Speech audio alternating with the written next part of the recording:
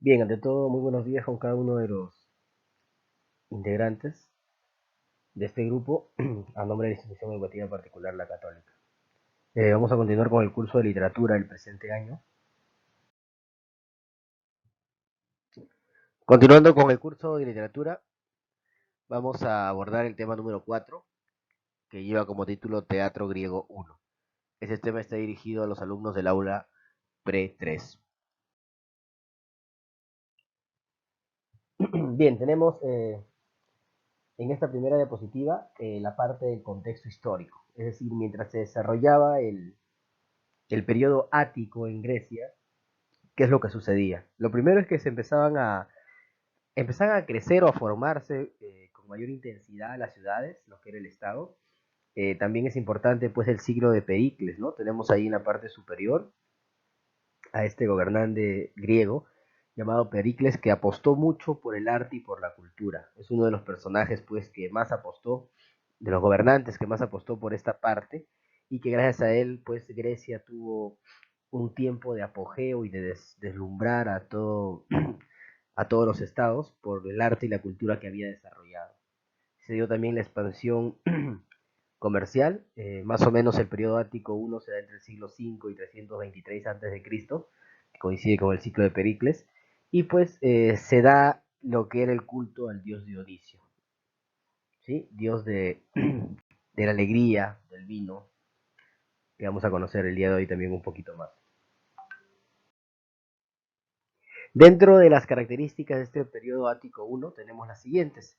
La tragedia, chicos, tenía una finalidad didáctica. ¿Qué quiere decir? Que buscaban ellos a través de la tragedia enseñar algo, siempre. ¿Sí? Utilizaban a la tragedia para esto, justamente. Intentaban buscar que las personas, esto ya viendo la segunda característica, que las personas logren tener la catarsis. ¿Qué era para ellos la catarsis? Consistía en purificar a las personas a través del terror. ¿Sí? De repente no se entiende muy bien, lo voy a explicar con otro ejemplo. Vamos a suponer que tengamos el problema de la delincuencia. ¿Sí? Es un ejemplo nada más. Tenemos el problema de la delincuencia. Entonces, ¿qué hacemos? ¿Saben qué? Nos reunimos y decimos, tenemos que crear una obra dramática, un teatro, en el que de repente el protagonista sea un delincuente y termine mal, termine de repente enfermándose, termine muriendo justamente por dedicarse a este mal oficio, por dedicarse, por hacer esta mala acción, él termine mal. Entonces la gente al ver esto va a observar la obra dramática, se va a asustar probablemente y va a cambiar su forma de ser o su forma de pensar si es que estuviera en esos malos pasos. Entonces, esa búsqueda de purificación a través del temor, del miedo, se le llama catarsis. Y era justamente lo que buscaba la tragedia de aquellos años. Buscaba pues de que la gente aprenda algo, tenía una finalidad didáctica, aprenda a través de la catarsis, es decir, que se asuste con lo que veía y con eso cambie su actitud, cambie su manera de ser, cambie su proceder. ¿Sí? Era una característica y una de las características más importantes de la tragedia en esta época. Tenemos también como característica que Tespis fue el iniciador, tenemos a Esquilo como el padre del teatro y a Sófocles que fue pues el máximo representante.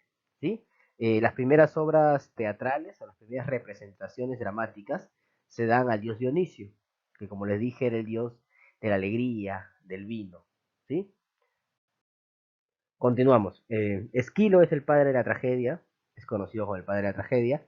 Perteneció pues a una familia noble de Atenas, vivió entre los años 525 y 456 a.C. Fue soldado y sus personajes se mueven normalmente por la fatalidad o por el destino, algo que era bastante peculiar y bastante común en esta época de la literatura griega, ¿no? Así que vamos a continuar, chicos. La obra más importante de Esquilo es La Honestiada, que justamente he querido el día de hoy resumirla para que podamos conocerla y podamos entenderla. Esta obra, La Honestiada, está dividida en tres partes. ¿Sí? La primera parte se llama Agamenón y tiene como trama las siguientes características.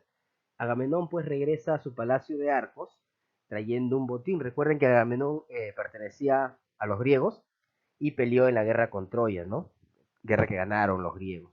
Entonces él Después de todo esto, los soldados empiezan a regresar a sus tierras. Odiseo, por ejemplo, ustedes seguramente conocen esta obra, la Odisea, ¿no? Él regresa a Ítaca. De igual manera, Agamenón regresa a su palacio en Argos, pero él regresa trayendo un botín, o sea, trayendo muchas monedas, mucho dinero, todo lo que habían de repente quitado a los troyanos, y también trae a Casandra. Casandra, pues, hija de Príamo, ¿no? ¿Recuerdan quién era Príamo? El papá de Héctor, uno de los mejores guerreros troyanos. Él la lleva también raptando a Casandra, la hija de Príamo. En Argos está su esposa, Clitemnestra, quien pues obviamente estaba molesta porque él traía a una mujer como botín y también ya desde antes odiaba mucho a Agamenón porque había ofrecido como sacrificio a los dioses a una de sus hijas, a Ifigenia. Entonces ella planea asesinarlo en complicidad con el amante que tenía, Egisto, ¿no? Entonces ambos pues traman cómo asesinar a Agamenón y lo terminan asesinando.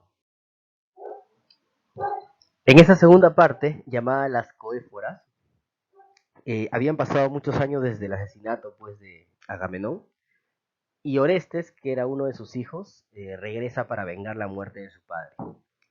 ¿Qué sucede? El joven termina matando al amante de su mamá llamado Egisto y también a su propia madre llamada Clitemnestra. Apenas se consuma esta, entre comillas, venganza o esta justicia que decía haber realizado Orestes, aparecen las erinias, que son las furias vengadoras, ¿sí? Tenemos ahí la imagen de ellas, que buscaban pues de que, y decían, ¿no? A pesar de que Orestes, entre comillas, había hecho lo justo, buscaban de que él también pague sus culpas, porque sea cual sea el caso, había asesinado a dos personas. A, a continuación pasamos a la tercera parte de la Orestiada, llamada las Eumenides. ¿Qué sucede? Orestes le pide ayuda al oráculo de Delfos para que pueda ayudarlo y pueda deshacerse de las erinias. Sin embargo, él le dice que lo mejor es que viaje a Atenas y que ante el tribunal de Areópago pueda él dar a conocer lo que está sucediendo y esperar una resolución de ellos, ¿no? Ese tribunal es una corte de ciudadanos que termina absolviéndolo, termina diciendo, bueno, él mató a dos personas, sí, pero lo hizo por buscar justicia porque habían matado a su padre. Sin embargo, las erinias lo siguen persiguiendo y no lo dejan en paz. Ellas buscan de que él cumpla un castigo por haber asesinado al amante de su madre y a su madre. Entonces luego de esto va al Palas Atena, que es el palacio de Atenea. Apolo pues lo defiende, pero las erinias piden que muera, piden la muerte de Orestes. Atenea termina absolviendo a Orestes y él pues hace unas honras especiales a las erinias que se terminan convirtiendo en bienhechoras o también llamadas Euménides. Es justamente este nombre nuevo que ellas toman que le da el nombre a esa tercera parte de la Orestiada. Orestes por fin puede regresar a su pueblo ya libre de culpa.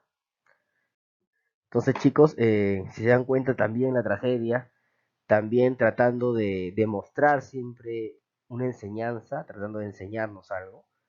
Y bueno, la Orestiada, máxima hora de Esquilo, tienen que recordarlo, chicos, y tienen que recordar también estas tres partes que tuvo, ¿sí? Desde la muerte de Agamenón, la venganza de Orestes, y pues hasta la parte en la que, gracias a Atenea, puede regresar a su pueblo sin tener ninguna culpa.